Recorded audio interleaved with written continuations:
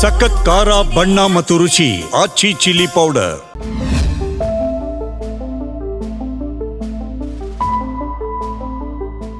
ನಮಸ್ಕಾರ, ನೀವು ನೋಡ್ತಾ ಇದ್ದೀರಾ ಜಿ ಕನ್ನಡ ನ್ಯೂಸ್. ನಾನು ಶಿವರಾಮು. ದಿನದ ಎಲ್ಲ ಪ್ರಮುಖ ಸುದ್ದಿಗಳನ್ನು ನೋಡೋಣ ವಿಶೇಷ ಸಮಾಚಾರದಲ್ಲಿ.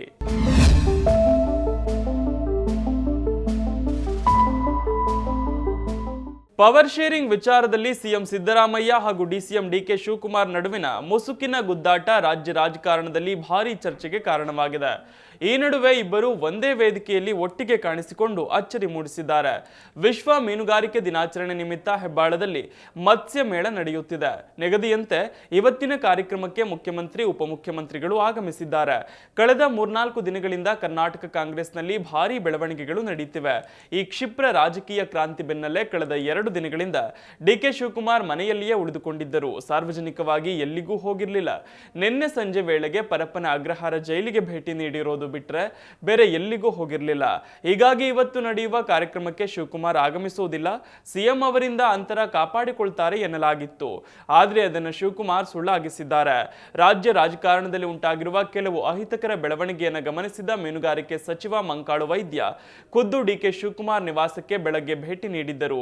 ಭೇಟಿ ವೇಳೆ ಕಾರ್ಯಕ್ರಮಕ್ಕೆ ಬರುವಂತೆ ಆಹ್ವಾನ ನೀಡಿದ್ದರು. ಆದರೂ ಡಿಕೆ ಶಿವಕುಮಾರ್ ಸಿಎಂ ಜೊತೆ ವೇದಿಕೆ ಹಂಚಿಕೊಳ್ಳೋದು ಅನುಮಾನ ಎನ್ನಲಾಗಿತ್ತು. ನಾನು ಯಾವುದೇ ಗುಂಪುಗಾರಿಕೆ ಮಾಡಲ್ಲ, ಮಾಡೋದೂ ಇಲ್ಲ. ನಾನು 140 ಶಾಸಕರ ಅಧ್ಯಕ್ಷ ಎಂದಿದ್ದ ಶಿವಕುಮಾರ್ ಇವತ್ತು ನಡೆದ ಕಾರ್ಯಕ್ರಮದಲ್ಲಿ ಭಾಗಿಯಾದ್ರು. ಅಲ್ಲದೆ ಸಿಎಂ ಜೊತೆ ಹೆಜ್ಜೆ ಹಾಕಿದ್ರು. ಜೊತೆಗೆ ವೇದಿಕೆ ಮೇಲೆ ಮುಖ್ಯಮಂತ್ರಿಗಳ ಜೊತೆ ಗಾಢ ಚರ್ಚೆಯಲ್ಲಿ ಇರೋದು ಕಂಡು ಬಂತು. ಈ ಮೂಲಕ ಪಕ್ಷದ ಕಾರ್ಯಕರ್ತರಿಗೆ, ವಿರೋಧಿಗಳಿಗೆ ಡಿಸಿಎಂ ಹೊಸ ಸಂದೇಶ ರವಾನಿಸಿದ್ದಾರೆ. ಕರ್ನಾಟಕ ಕಾಂಗ್ರೆಸ್ನಲ್ಲಿ ನಾಯಕತ್ವ ಬದಲಾವಣೆ ವಿಚಾರ ಮುನ್ನೆಲೆಗೆ ಬಂದಿರುವಂತೆಯೇ ರಾಜ್ಯ ರಾಜಕೀಯ ಚಟುವಟಿಕೆಗಳು ಗರಿಗೆದರಿವೆ. ಇದೇ ಸಂದರ್ಭದಲ್ಲಿ ಡಿಸಿಎಂ ಡಿಕೆ ಶಿವಕುಮಾರ್ ಮನೆಯಲ್ಲಿ ಹಾಸನದ ಪುರಾಣ ಪ್ರಸಿದ್ಧ ಜೇನುಕಲ್ ಸಿದ್ದೇಶ್ವರ ಸ್ವಾಮಿ ಪಾದುಕೆಗೆ ವಿಶೇಷ ಪೂಜೆ ನೆರವೇರಿಸಲಾಗಿದೆ. ಡಿಕೆ ಶಿವಕುಮಾರ್ ಅವರ ಬೆಂಗಳೂರಿನ ಸದಾಶಿವನಗರದ ನಿವಾಸದಲ್ಲಿ 5 ಪೂಜಾರಿಗಳಿಂದ ಸುಮಾರು 1 ಗಂಟೆಗೂ ಹೆಚ್ಚು ಕಾಲ ಸಿದ್ದೇಶ್ವರ ಸ್ವಾಮಿ ಪಾದುಕೆಗೆ ವಿಶೇಷ ಪೂಜೆ ನೆರವೇರಿದೆ. ಈ ಹಿಂದೆ ಬಿಎಸ್ ಯಡಿಯೂರಪ್ಪ ಮುಖ್ಯಮಂತ್ರಿಯಾಗುವ ಮುನ್ನ ಹಾಸನದ ಜೇನುಕಲ್ ಸಿದ್ದೇಶ್ವರ ಸ್ವಾಮಿ ಕ್ಷೇತ್ರಕ್ಕೆ ಭೇಟಿ ನೀಡಿ ಪೂಜೆ ಸಲ್ಲಿಸಿದ್ದರು. ಋಷಿ ಮುನಿಗಳಾಗಿರುವ ಸಿದ್ದೇಶ್ವರ ಸ್ವಾಮಿಗಳ ಆಶೀರ್ವಾದ ಪಡೆದರೆ ಇಷ್ಟಾರ್ಥ ಸಿದ್ಧಿಸುವ ನಂಬಿಕೆ ಭಕ್ತರಲ್ಲಿದೆ. ಪ್ರತಿ ಹುಣ್ಣಿಮೆಯಂದು ಲಕ್ಷಾಂತರ ಭಕ್ತರು ಸಿದ್ದೇಶ್ವರ ಸ್ವಾಮಿಗಳ ಪಾದುಕೆ ದರ್ಶನ ಪಡೆಯುತ್ತಾರೆ. ಈ ದೇಗುಲ ಹಾಸನ ಜಿಲ್ಲೆ ಅರಸೀಕೆರೆ ತಾಲೂಕಿನ ಬೆಟ್ಟದ ಮೇಲಿದೆ. ಸಿದ್ದೇಶ್ವರ ಸ್ವಾಮೀಜಿಯವರ ಗದ್ದುಗೆಯಿಂದ ಪ್ರಸಾದ ಪಡೆದರೆ ಭಕ್ತರ ಇಷ್ಟಾರ್ಥ ಸಿದ್ಧಿಸುತ್ತದೆ ಎನ್ನುವ ನಂಬಿಕೆ ಇದೆ. ಈ ಕ್ಷೇತ್ರಕ್ಕೆ ಬಂದು ಹೋದ ಬಳಿಕ ಯಡಿಯೂರಪ್ಪ ಮುಖ್ಯಮಂತ್ರಿಯಾಗಿದ್ದರು. ಜುಲೈ 26ರಂದು ಡಿಸಿಎಂ ಡಿಕೆ ಶಿವಕುಮಾರ್ ಜೇನುಕಲ್ ಸಿದ್ದೇಶ್ವರ ಸ್ವಾಮೀಜಿಯವರ ಗದ್ದುಗೆ ದರ್ಶನ ಮಾಡಿ ಪೂಜೆ ಸಲ್ಲಿಸಿದರು. ಗದ್ದುಗೆ ಎದುರು ಏಕಾಂಗಿಯಾಗಿ ಕುಳಿತು ಪೂಜೆ ಸಲ್ಲಿಸಿದರು. ಜುಲೈ ತಿಂಗಳಲ್ಲಿ ರಾಜ್ಯದ ಅನೇಕ ದೇಗುಲಗಳಿಗೆ ಭೇಟಿ ನೀಡಿದ ಡಿಕೆ ಶಿವಕುಮಾರ್ ಜೇನುಕಲ್ ಸಿದ್ದೇಶ್ವರ ಸ್ವಾಮೀಜಿಯವರ ಗದ್ದುಗೆ ದರ್ಶನ ಮಾಡಿದ ನಂತರ ಮಾತನಾಡಿ, ಎಲ್ಲಿ ಭಕ್ತಿ ಇದೆಯೋ ಅಲ್ಲಿ ಭಗವಂತ ಇದ್ದಾನೆ ಎಂದಿದ್ದರು. ಇದೀಗ ಕಾಂಗ್ರೆಸ್ನಲ್ಲಿ ನಾಯಕತ್ವ ಬದಲಾವಣೆ ಚರ್ಚೆ ಜೋರಾಗಿರುವ ಹೊತ್ತಿನಲ್ಲಿ ಅದೇ ಜೇನುಕಲ್ ಸಿದ್ದೇಶ್ವರ ಸ್ವಾಮೀಜಿಯವರ ಪಾದುಕೆಯನ್ನ ಮನೆಗೆ ತರಿಸಿಕೊಂಡು ಪೂಜೆ ಸಲ್ಲಿಸಿರುವುದು ಗಮನಾರ್ಹ. ಬೆಂಗಳೂರಿನಲ್ಲಿ ಹಾಡ ಹಗಲೇ ನಡೆದ 7.11 ಕೋಟಿ ರೂಪಾಯಿ ದರೋಡೆ ಪ್ರಕರಣ ಸಾಕಷ್ಟು ಚರ್ಚೆಗೆ ಗ್ರಾಸವಾಗಿತ್ತು. ದರೋಡೆ ಪ್ರಕರಣ ಭೇದಿಸುವಲ್ಲಿ ಬೆಂಗಳೂರಿನ ಪೊಲೀಸರು ಇದೀಗ ಯಶಸ್ವಿಯಾಗಿದ್ದು ಬಹುತೇಕ ಎಲ್ಲ ಆರೋಪಿಗಳನ್ನು ಬಂಧಿಸಿದ್ದಾರೆ. ದೋಚಲ್ಪಟ್ಟ 7.11 ಕೋಟಿ ರೂಪಾಯಿಗಳಲ್ಲಿ 6 ಕೋಟಿ ರೂಪಾಯಿಗಳಿಗೂ ಹೆಚ್ಚು ಹಣವನ್ನು ವಶಪಡಿಸಿಕೊಂಡಿದ್ದಾರೆ. ಬೆಂಗಳೂರು ಸಿಸಿಬಿ, ದಕ್ಷಿಣ ವಿಭಾಗದ ಪೊಲೀಸರ ತಂಡ ಸೇರಿ ಆಂಧ್ರ ಮತ್ತು ತಮಿಳುನಾಡಿನಲ್ಲೂ ಕಾರ್ಯಾಚರಣೆ ನಡೆಸಿದ್ದು 5ಕ್ಕೂ ಹೆಚ್ಚು ಆರೋಪಿಗಳನ್ನು ಪೊಲೀಸರು ಬಂಧಿಸಿದ್ದಾರೆ.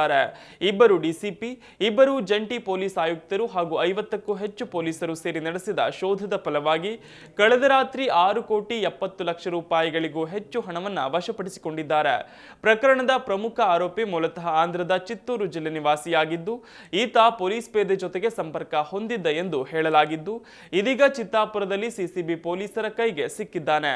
ಆರೋಪಿಗಳು ದರೋಡೆಗಾಗಿ ನಂಬರ್ ಪ್ಲೇಟ್ ಇಲ್ಲದ ವ್ಯಾಗ್ನರ್ ಕಾರ್ ಬಳಸಿದ್ದು ನವೆಂಬರ್ 19ರಂದು ಅಶೋಕ ಪಿಲ್ಲರ್ ಬಳಿ ಸಿಎಂಸಿ ಹಣ ಸಾಗಣೆ ವಾಹನ ಬರುವ ಮುನ್ನ ವ್ಯಾಗ್ನರ್ ಯೂಟರ್ನ್ ಆಗಿ ಕಾದಿದ್ದು ಸಿಸಿ ಕ್ಯಾಮೆರಾದಲ್ಲಿ ದಾಖಲಾಗಿತ್ತು.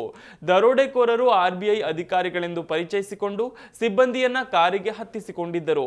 ಬಳಿಕ ಇನೋವಾ ಮತ್ತು ವ್ಯಾಗ್ನರ್ ಮೂಲಕ ಹಣ ಕಳ್ಳತನ ಮಾಡಿ ಕುಪ್ಪಂ ಬಳಿ ಇನೋವಾ ಬಿಟ್ಟು ಪರಾರಿಯಾಗಿದ್ದರು. ಆಂಧ್ರದಲ್ಲಿ 5.3 ಕೋಟಿ ರೂಪಾಯಿ ಹಣವನ್ನು ಪೊಲೀಸರು ವಶಕ್ಕೆ ಪಡೆದಿದ್ದರು. ಚಿತ್ತೂರಿನ ಅರಣ್ಯ ಪ್ರದೇಶದಲ್ಲಿ ಚೇಸ್ ನಡೆಸಿದ ಬೆಂಗಳೂರು ಪೊಲೀಸರು ಪೊಲೀಸರು ಮತ್ತೋರ್ವ ಪ್ರಮುಖ ಆರೋಪಿಯನ್ನ ತಮಿಳುನಾಡಿನಲ್ಲಿ ಬಂಧಿಸಲು ಯಶಸ್ವಿಯಾಗಿದ್ದರು. ಕರ್ನಾಟಕ ಸರ್ಕಾರವು ವಾಹನ ಸವಾರರಿಗೆ ಬಾಕಿ ಇರುವ ಸಂಚಾರ ದಂಡದ ಮೇಲೆ ಮತ್ತೆ 50% ರಿಯಾಯಿತಿ ಘೋಷಿಸಿದೆ.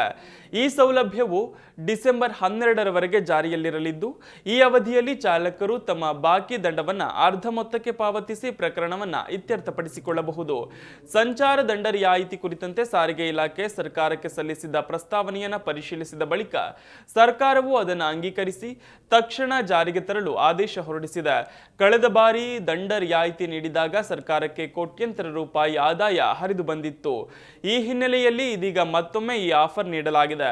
ಚಾಲಕರು ಅವಧಿಯೊಳಗೆ ತಮ್ಮ ಬಾಕಿ ಇರುವ ಸಂಚಾರ ದಂಡಗಳನ್ನು 50% ರಿಯಾಯಿತಿಯಲ್ಲಿ ಪಾವತಿಸಬಹುದು. ದಂಡ ಪಾವತಿ ಉಳಿಸಿಕೊಂಡಿರುವ ವಾಹನ ಸವಾರರು ಬೆಂಗಳೂರಿನಲ್ಲಿ ಸಂಚಾರ ಪೊಲೀಸ್ ಠಾಣೆಗಳು, ಸಂಚಾರ ನಿರ್ವಹಣಾ ಕೇಂದ್ರ, ಕರ್ನಾಟಕ ಒನ್ ಹಾಗೂ ಬೆಂಗಳೂರು ಒನ್ ವೆಬ್ಸೈಟ್ಗಳಲ್ಲಿ ವಿವರ ಪಡೆದು ಪಾವತಿಸಬಹುದು. ಇನ್ನು ಜಿಲ್ಲೆಗಳಲ್ಲಿ ಸಮೀಪದ ಪೊಲೀಸ್ ಠಾಣೆಗಳಿಗೆ ಖುದ್ದು ಭೇಟಿ ನೀಡಿ ರಿಯಾಯಿತಿ ದರದಲ್ಲಿ ದಂಡ ಕಟ್ಟಬಹುದಾಗಿದೆ. ಇನ್ನು ಆನ್ಲೈನ್ ಮೂಲಕ ಪಾವತಿ ಮಾಡುವವರು Karnataka state police KSP app, BTP ಅಸ್ತ್ರ ಮುಖಾಂತರವೂ ಖುದ್ದಾಗಿ ದಂಡ ಪಾವತಿಸಬಹುದಾಗಿದೆ ಅಂತ ಸಂಚಾರ ಪೊಲೀಸರು ತಿಳಿಸಿದ್ದಾರೆ. ಯೆಲ್ಲೋ ಲೈನ್ ಮೆಟ್ರೋ ಪ್ರಯಾಣಿಕರಿಗೆ ಮತ್ತೊಂದು ಗುಡ್ ನ್ಯೂಸ್ ಸಿಗಲಿದೆ. ಈ ತಿಂಗಳ ಕೊನೆಯ ವಾರ ಅಥವಾ ಡಿಸೆಂಬರ್ ಮೊದಲ ವಾರದಲ್ಲಿ BMRCLಗೆ 6ನೇ ರೈಲು ಬರ್ತಿದ್ದು, ಇದರಿಂದ 10 ನಿಮಿಷಕ್ಕೊಂದರಂತೆ ರೈಲುಗಳು ಸಂಚಾರ ಮಾಡಲಿವೆ. R V road to Bommasandra yellow ಲೈನ್ನಲ್ಲಿ ಸಂಚಾರ ಮಾಡಲು 6ನೇ ರೈಲು ಕೋಲ್ಕತ್ತಾದ ಟಿಟಾಗರ್ನಿಂದ ಹೊರಟಿದ್ದು, ಕೆಲವೇ ದಿನಗಳಲ್ಲಿ ಈ ರೈಲು ಬೆಂಗಳೂರಿಗೆ ಬರಲಿದೆ. ಇದರಿಂದ ಮೆಟ್ರೋ ಪ್ರಯಾಣಿಕರಿಗೆ ಸಹಾಯಕವಾಗಲಿದೆ. ಸದ್ಯ ಯೆಲ್ಲೋ ಲೈನ್ನಲ್ಲಿ ಸಂಚಾರ ಮಾಡಲು 5 ರೈಲುಗಳು ಮಾತ್ರ ಇವೆ. ಪೀಕ್ ಅವರ್ನಲ್ಲಿ 15 ನಿಮಿಷಕ್ಕೆ ಒಂದರಂತೆ, ನಾನ್ ಪೀಕ್ ಅವರ್ನಲ್ಲಿ 19 ನಿಮಿಷಕ್ಕೆ ಒಂದರಂತೆ ಮೆಟ್ರೋ ರೈಲು ಸಂಚಾರ ಮಾಡುತ್ತಿದ್ದು, 6ನೇ ರೈಲು ನಮ್ಮ ಮೆಟ್ರೋಗೆ ಬರ್ತಿದ್ದು, ಈ ಹಿನ್ನೆಲೆ ಪೀಕ್ ಅವರ್ನಲ್ಲಿ 15ರಿಂದ 10 ನಿಮಿಷಕ್ಕೊಂದರಂತೆ, ನಾನ್ ಪೀಕ್ ಅವರ್ನಲ್ಲಿ 19ರ ಬದಲಿಗೆ 15 ನಿಮಿಷಕ್ಕೊಂದರಂತೆ ಮೆಟ್ರೋ ರೈಲು ಸಂಚಾರ ಮಾಡಲಿದೆ. ಸಿಗ್ನಲಿಂಗ್, ಸುರಕ್ಷತೆ ಸೇರಿದಂತೆ ಇತರ ಪರೀಕ್ಷೆಗಳು BMRCL ಅಧಿಕಾರಿಗಳು ನಡೆಸಲಿದ್ದು, ಆ ಬಳಿಕ ರೈಲು ಸಂಚಾರ ಆರಂಭಿಸಲಿದೆ. ಇನ್ನು ಹೊಸ ಮೆಟ್ರೋ ಬೋಗಿಗಳು 1 ವಾರದೊಳಗೆ ಅಥವಾ 10 ದಿನಗಳಲ್ಲಿ ಬೆಂಗಳೂರಿನ ಹೆಬ್ಬಗೋಡಿ ಡಿಪೋಗೆ ಬಂದು ಸೇರಲಿದ್ದು, ಈ ರೈಲುಗಳು ಸೇವೆ ಆರಂಭಿಸಿದ್ದಲ್ಲಿ ಕಾಯುವಿಕೆ ಮತ್ತಷ್ಟು ಇಳಿಕೆಯಾಗುತ್ತೆ. 6ನೇ ರೈಲಿನ ಕಾರ್ಯಾಚರಣೆಯಿಂದ ರೈಲು ಸಂಚಾರ ಸಮಯ ಇಳಿಕೆಯಾಗಲಿದ್ದು, ಡಿಸೆಂಬರ್ ಮತ್ತು ಜನವರಿ ಆರಂಭದಲ್ಲಿ ಇನ್ನೆರಡು ಹೊಸ ರೈಲುಗಳು ಟಿಟಾಗರ್ನಿಂದ ಬೆಂಗಳೂರಿಗೆ ಬರಲಿದ್ದು, 2026ರ ಆರಂಭದಲ್ಲಿ ಗ್ರೀನ್, ಪರ್ಪಲ್ ಮೆಟ್ರೋ ಮಾರ್ಗಗಳಂತೆ ಹಳದಿ ಮಾರ್ಗದಲ್ಲೂ ಪ್ರತಿ 5 ನಿಮಿಷಕ್ಕೊಂದರಂತೆ ಮೆಟ್ರೋ ರೈಲು ಸಂಚಾರ ಮಾಡಲಿದೆ. ರಾಜ್ಯ ಸರ್ಕಾರ ಲಾಲ್ಬಾಗ್ ಸಸ್ಯೋದ್ಯಾನದ ವ್ಯಾಪಕ ಸಸ್ಯ ಸಂಗ್ರಹವನ್ನು ರಕ್ಷಿಸಲು ಹೊಸ ಮಾರ್ಗಸೂಚಿಯನ್ನು ಬಿಡುಗಡೆ ಮಾಡಿದೆ. ಈ ನಿಯಮದಡಿಯಲ್ಲಿ ದಿನನಿತ್ಯ ನಡೆಯುತ್ತಿದ್ದ ಹಲವಾರು ಚಟುವಟಿಕೆಗಳಿಗೆ ಬ್ರೇಕ್ ಬೀಳಲಿದ್ದು, ನಿಷೇಧಿತ ಚಟುವಟಿಕೆಗಳಲ್ಲಿ ತೊಡಗುವವರಿಗೆ 500 ರೂಪಾಯಿವರೆಗಿನ ದಂಡವೂ ಬೀಳಲಿದೆ. ಕಳೆದ ವಾರ ಬಿಡುಗಡೆಯಾದ ಅಧಿಸೂಚನೆಯಲ್ಲಿ ಲಾಲ್ಬಾಗ್ನ ಶ್ರೀಮಂತ ಸಸ್ಯ ವೈವಿಧ್ಯತೆಯನ್ನು ಸಂರಕ್ಷಿಸಲು ಮತ್ತು ಶಿಸ್ತು ಕಾಪಾಡಲು ಸರ್ಕಾರವು ಗುಂಪು ಯೋಗ, ಮರಗಳನ್ನು ಹತ್ತುವುದು, ಹೂವುಗಳನ್ನು ಕೀಳುವುದು ಸೇರಿ 33 ಚಟುವಟಿಕೆಗಳನ್ನು ನಿಷೇಧಿಸಿದ್ದು, ಉದ್ಯಾನವನದಲ್ಲಿ ಹೊಸ ನಿಯಮಗಳನ್ನು ಒಳಗೊಂಡ ಸೂಚನಾ ಫಲಕಗಳನ್ನು ಅಳವಡಿಸಲಾಗುತ್ತಿದೆ. ಲಾಲ್ಬಾಗ್ನ ಆವರಣದೊಳಗೆ ಹೊರಗಿನ ಆಹಾರವನ್ನು ತರುವುದು ಅಥವಾ ಸೇವಿಸುವುದನ್ನು ನಿಷೇಧಿಸಲಾಗಿದೆ. ಫಿಟ್ನೆಸ್ ಮತ್ತು ಸಾರ್ವಜನಿಕ ಕಾರ್ಯಕ್ರಮಗಳಾದ ವಾಕ್ಥಾನ್ಗಳು, ಮ್ಯಾರಥಾನ್ಗಳು, ಸೈಕ್ಲಿಂಗ್ ಮತ್ತು ಸ್ಕೇಟಿಂಗ್ಗಳಿಗೆ ಅನುಮತಿ ಇರುವುದಿಲ್ಲ. ಅದರೊಂದಿಗೆ ಭಿಕ್ಷೆ ಬೇಡುವುದು, ಲಂಚ ಸಂಗ್ರಹಿಸುವುದು ಮತ್ತು ಭವಿಷ್ಯ ಹೇಳುವುದು ಇಂತಹ ಚಟುವಟಿಕೆಗಳನ್ನು ಕೂಡ ಬ್ಯಾನ್ ಮಾಡಲಾಗಿದೆ. ಉದ್ಯಾನದ ಒಳಗೆ ಸಾಕು ಪ್ರಾಣಿಗಳಿಗೆ ಅನುಮತಿ ಇರುವುದಿಲ್ಲ. ಯೋಗ, ಸಭೆಗಳು, ಸಾಮಾಜಿಕ ಕಾರ್ಯಕ್ರಮಗಳು ಮತ್ತು ಪತ್ರಿಕಾಗೋಷ್ಠಿಗಳಂತಹ ಗುಂಪು ಚಟುವಟಿಕೆಗಳನ್ನು ಕೂಡ ನಿಷೇಧಿಸಲಾಗಿದ್ದು, ಹುಟ್ಟುಹಬ್ಬದ ಪಾರ್ಟಿಗಳು ಸೇರಿದಂತೆ ಹಲವು ಆಚರಣೆಗಳನ್ನು ನಿಷೇಧಿಸಲಾಗಿದೆ. ಅಷ್ಟೇ ಅಲ್ಲದೆ ಛಾಯಾಗ್ರಹಣ ಮತ್ತು ವಿಡಿಯೋಗ್ರಫಿಯ ಮೇಲೆ ನಿರ್ಬಂಧಗಳನ್ನು ವಿಧಿಸಲಾಗಿದೆ. ರೀಲ್ಗಳ ಚಿತ್ರೀಕರಣ, ಮಾಡೆಲಿಂಗ್ ಮತ್ತು ಇತರ ಚಟುವಟಿಕೆಗಳನ್ನು ನಿಷೇಧಿಸಲಾಗಿದೆ. ಉದ್ಯಾನದೊಳಗೆ ಖಾಸಗಿ ವಾಹನಗಳ ಪ್ರವೇಶವನ್ನು ನಿಷೇಧಿಸಲಾಗಿದ್ದು, ಸಂದರ್ಶಕರು ಧ್ವನಿ ವ್ಯವಸ್ಥೆಗಳು ಅಥವಾ ಸಂಗೀತ ವಾದ್ಯಗಳನ್ನು ಬಳಸುವಂತಿಲ್ಲ ಅಂತ ಹೇಳಲಾಗಿದೆ. ಜೊತೆಗೆ ಆವರಣದೊಳಗೆ ಮದ್ಯಪಾನ ಅಥವಾ ಧೂಮಪಾನ ಮಾಡುವುದನ್ನು ಕೂಡ ಸಂಪೂರ್ಣವಾಗಿ ನಿಷೇಧಿಸಲಾಗಿದೆ. ಮದುವೆ ದಿನವೇ ಅಪಘಾತದಲ್ಲಿ ಗಂಭೀರವಾಗಿ ಗಾಯಗೊಂಡು ಐಸಿಯುನಲ್ಲಿ ಚಿಕಿತ್ಸೆ ಪಡೆಯುತ್ತಿದ್ದ ವಧುವಿಗೆ ವರ ಅಲ್ಲಿಯೇ ತಾಳಿ ಕಟ್ಟಿರುವ ಅಪರೂಪದ ಘಟನೆ ಕೇರಳದಲ್ಲಿ ನಡೆದಿದೆ. ಮದುವೆಗಾಗಿ ದೇವಸ್ಥಾನಕ್ಕೆ ತೆರಳುವ ಮುನ್ನ ಮೇಕಪ್ ಮಾಡಿಸಿಕೊಳ್ಳಲು ಬೆಳಗ್ಗೆಯೇ ಮನೆಯಿಂದ ತೆರಳಿದ್ದ ವಧು ಅವನಿ ಅನಿರೀಕ್ಷಿತ ಅಪಘಾತದಿಂದ ಗಾಯಗೊಂಡಿದ್ದಾರೆ.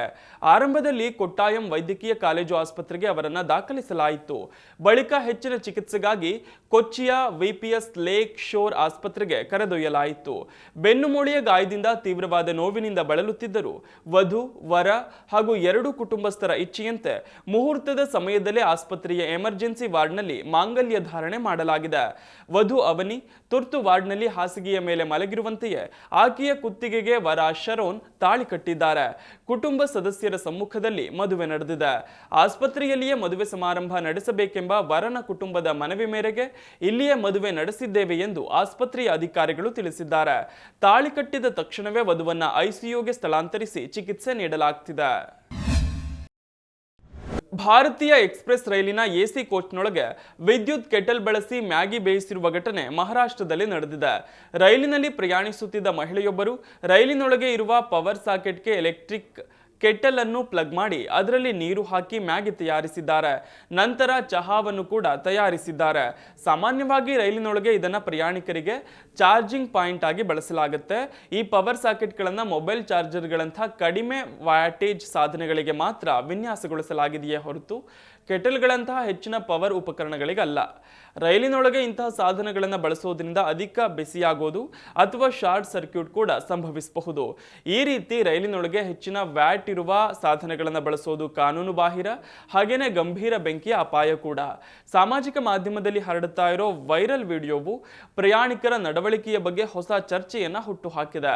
ವೈರಲ್ ಆಗಿರುವ ವಿಡಿಯೋದಲ್ಲಿ ಆ ಮಹಿಳೆ, ನನಗೆ ರಜೆ ಎಂಬುದೇ ಇಲ್ಲ, ಪ್ರವಾಸಕ್ಕೆ ಹೊರಟಾಗಲು ಎಲ್ಲ ಕಡೆಯೂ ಅಡುಗೆ ಮನೆ ನನ್ನನ್ನು ಕರೆಯುತ್ತದೆ, ನಾನು ಇದ್ದಲ್ಲೇ ಅಡುಗೆ ಮನೆಯನ್ನ ರೆಡಿ ಮಾಡಿಕೊಳ್ತೇನೆ ಅಂತ ಹರ್ಷದಿಂದ ಹೇಳಿದ್ದಾರೆ. ಮ್ಯಾಗಿ ಮಾಡಿದ ನಂತರ ಅದೇ ವಿದ್ಯುತ್ ಕೆಟಲ್ ಬಳಸಿ 15 ಜನರಿಗೆ ಚಹಾ ತಯಾರಿಸಲು ಯೋಜಿಸುತ್ತಿರುವುದಾಗಿ ಆ ಮಹಿಳೆ ಹೇಳಿಕೊಂಡಿದ್ದಾರೆ. ಮಹಿಳೆ ರೈಲಿನಲ್ಲಿ ಮ್ಯಾಗಿ ಮತ್ತು ಟೀ ಮಾಡಿದ ಘಟನೆಗೆ ಭಾರತೀಯ ರೈಲ್ವೆ ಪ್ರತಿಕ್ರಿಯಿಸಿದ್ದು ಆಕೆಯ ವಿರುದ್ಧ ಕ್ರಮ ತೆಗೆದುಕೊಳ್ಳಲಾಗ್ತಿದೆ ಅಂತ ಹೇಳಿದೆ. ಸೆಂಟ್ರಲ್ ರೈಲ್ವೆ ಈ ಬಗ್ಗೆ ಎಕ್ಸ್ನಲ್ಲಿ ಪೋಸ್ಟ್ ಮಾಡಿದ್ದು ಆ ಮಹಿಳೆಯ ಯೂಟ್ಯೂಬ್ ಚಾನೆಲ್ ಮತ್ತು ಸಂಬಂಧಪಟ್ಟ ವ್ಯಕ್ತಿಯ ವಿರುದ್ಧ ಕ್ರಮ ಕೈಗೊಳ್ಳಲಾಗುತ್ತಿದೆ. ರೈಲುಗಳ ಒಳಗೆ ಎಲೆಕ್ಟ್ರಾನಿಕ್ ಕೆಟಲ್ ಬಳಸುವುದನ್ನು ಕಟ್ಟುನಿಟ್ಟಾಗಿ ನಿಷೇಧಿಸಲಾಗಿದೆ. ಇದು ಅಸುರಕ್ಷಿತ, ಕಾನೂನು ಬಾಹಿರ ಮತ್ತು ಶಿಕ್ಷಾರ್ಹ ಅಪರಾಧ ಎಂದು ಹೇಳಿದೆ. ಇತ್ತೀಚೆಗೆ ನಡೆದ ನ್ಯೂಯಾರ್ಕ್ ಮೇಯರ್ ಚುನಾವಣೆಯಲ್ಲಿ ಭಾರತ ಮೂಲದ ಜೊಹ್ರಾನ್ ಮಮ್ದಾನಿ ಗೆಲುವು ಸಾಧಿಸಿದ್ದಾರೆ. ಅವರು ಮೇಯರ್ ಆಗಿ ಆಯ್ಕೆಯಾದ ಬಳಿಕ ಮೊದಲ ಬಾರಿಗೆ ಅಮೆರಿಕ ಅಧ್ಯಕ್ಷ ಡೊನಾಲ್ಡ್ ಟ್ರಂಪ್ ಅವರನ್ನ ಭೇಟಿಯಾಗಿದ್ದಾರೆ. ನ್ಯೂಯಾರ್ಕ್ ನಗರ ಎದುರಿಸುತ್ತಿರುವ ಪ್ರಮುಖ ಸಮಸ್ಯೆಗಳನ್ನು ಚರ್ಚಿಸಲು ಅಮೆರಿಕ ಅಧ್ಯಕ್ಷ ಡೊನಾಲ್ಡ್ ಟ್ರಂಪ್ ಮತ್ತು ಜೊಹ್ರಾನ್ ಮಮ್ದಾನಿ ಶ್ವೇತಭವನದಲ್ಲಿ ಭೇಟಿಯಾದರು. ಚುನಾವಣಾ ಪ್ರಚಾರದ ಸಮಯದಲ್ಲಿ ತಿಂಗಳುಗಳ ಗಟ್ಟಲೆ ಟೀಕಿಸಿದ್ದ ತಮ್ಮ ರಾಜಕೀಯ ಎದುರಾಳಿ ಬಗ್ಗೆ ಟ್ರಂಪ್ ಹೃತ್ಪೂರ್ವಕ ಪ್ರಶಂಸೆ ವ್ಯಕ್ತಪಡಿಸಿದ್ದಾರೆ. ಈ ಸಭೆಯು ಅಮೆರಿಕನ್ ರಾಜಕೀಯವನ್ನ ಗಮನಿಸುವವರ ನಿರೀಕ್ಷೆಗಳಿಗೆ ಸಂಪೂರ್ಣವಾಗಿ ವಿರುದ್ಧವಾಗಿತ್ತು. ಟ್ರಂಪ್ ಬಹಳ ಹಿಂದಿನಿಂದಲೂ ಮಮ್ದಾನಿಯನ್ನ ಎಡಪಂಥೀಯ ಎಂದು ಕರೆಯುತ್ತಲೇ ಬಂದಿದ್ದರು. ಟ್ರಂಪ್ ಮತ್ತು ಮಮ್ದಾನಿ ನಡುವೆ ಬಿಸಿ ಬಿಸಿ ಚರ್ಚೆ ನಡೆಯಬಹುದೆಂದು ಹಲವರು ನಿರೀಕ್ಷಿಸಿದ್ದರು. ಆದರೆ ವಾತಾವರಣ ಸ್ನೇಹಪರವಾಗಿತ್ತು. ಸಭೆಯ ಬಳಿಕ ಮಾತನಾಡಿದ ಟ್ರಂಪ್, ಅವರು ಉತ್ತಮ ಕೆಲಸ ಮಾಡಬಲ್ಲರು ಎಂಬ ವಿಶ್ವಾಸ ನನಗಿದೆ. ವಾಸ್ತವವಾಗಿ ಅವರು ಕೆಲವು ಸಂಪ್ರದಾಯವಾದಿ ಜನರನ್ನ ಅಚ್ಚರಿಗೊಳಿಸಲಿದ್ದಾರೆ ಎಂದು ನಾನು ಭಾವಿಸುತ್ತೇನೆ ಎಂದು ಪ್ರತಿಕ್ರಿಯಿಸಿದ್ದಾರೆ. ಈ ಹಿಂದೆ ಟ್ರಂಪ್ ಅವರನ್ನ ಫ್ಯಾಸಿಸ್ಟ್ ಎಂದು ಕರೆದಿದ್ದ ಮಮ್ದಾನಿ ಕೂಡ ತಮ್ಮ ನಿಲುವನ್ನು ಸಂಪೂರ್ಣವಾಗಿ ಬದಲಾಯಿಸಿದಂತೆ ಕಂಡು ಬಂದಿದೆ. ಸಭೆಯ ನಂತರ ಟ್ರಂಪ್ ಟ್ರೂತ್ ಸೋಷಿಯಲ್ನಲ್ಲಿ ನ್ಯೂಯಾರ್ಕ್ ನಗರದ ಹೊಸ ಮೇಯರ್ ಜೊಹ್ರಾನ್ ಮಮ್ದಾನಿಯನ್ನ ಭೇಟಿಯಾಗಿದ್ದು ಸಂತಸ ತಂದಿದೆ ಅಂತ ಬರೆದುಕೊಂಡಿದ್ದಾರೆ. ಹಮಾಸ್ ಉಗ್ರ ಸಂಘಟನೆ ವಿರುದ್ಧದ ಇಸ್ರೇಲ್ ಸೇನೆಯ ದಾಳಿ ಮುಂದುವರೆದಿದ್ದು ಹಮಾಸ್ ನಿರ್ಮಿಸಿಕೊಂಡಿದ್ದ ಮತ್ತೊಂದು ಭೂಗತ ಕಾಂಪ್ಲೆಕ್ಸ್ ಅನ್ನು ಇಸ್ರೇಲ್ ಸೇನೆ ಪತ್ತೆ ಮಾಡಿದೆ. ಇತ್ತೀಚೆಗೆ ಭಯೋತ್ಪಾದಕ ಗುಂಪು ಹಮಾಸ್ ಇಸ್ರೇಲ್ನ ಲೆಫ್ಟಿನೆಂಟ್ ಹದರ್ ಗೋಲ್ಡಿನ್ ಅವರ ದೇಹವನ್ನು ಇಟ್ಟುಕೊಂಡಿದ್ದ ಗಾಜಾ ಪಟ್ಟಿಯಲ್ಲಿ ಹಮಾಸ್ನ ಪ್ರಮುಖ ಸುರಂಗವನ್ನ ಇಸ್ರೇಲ್ ರಕ್ಷಣಾ ಪಡೆಗಳು ಪತ್ತೆ ಹಚ್ಚಿವೆ. 2014ರ ಇಸ್ರೇಲ್ ಹಮಾಸ್ ಯುದ್ಧದ ಸಮಯದಲ್ಲಿ ಗಾಜಾದಲ್ಲಿ ಹೊಂಚು ದಾಳಿಯ ಸಮಯದಲ್ಲಿ ಲೆಫ್ಟಿನೆಂಟ್ ಗೋಲ್ಡಿನ್ ಕೊಲ್ಲಲ್ಪಟ್ಟಿದ್ದರು. ಈ ತಿಂಗಳ ಆರಂಭದಲ್ಲಿ ಇಸ್ರೇಲ್ ಅವರ ದೇಹವನ್ನ ವಶಕ್ಕೆ ಪಡೆದಿತ್ತು. ಇದೀಗ ಅವರ ದೇಹವನ್ನ ಅಡಗಿಸಿಡಲಾಗಿದ್ದ ಭೂಗತ ಲೋಕವನ್ನ ಇಸ್ರೇಲ್ ಪತ್ತೆ ಮಾಡಿದೆ. ಈ ಕುರಿತು ಎಕ್ಸ್ನಲ್ಲಿ ಪೋಸ್ಟ್ ಮಾಡಿರುವ ಐಡಿಎಫ್ ಗೋಲ್ಡಿನ್ ಅವರ ಶವವನ್ನ ಇರಿಸಲಾಗಿದ್ದ ಸುರಂಗದ ವಿಡಿಯೋವನ್ನ ಹಂಚಿಕೊಂಡಿದೆ.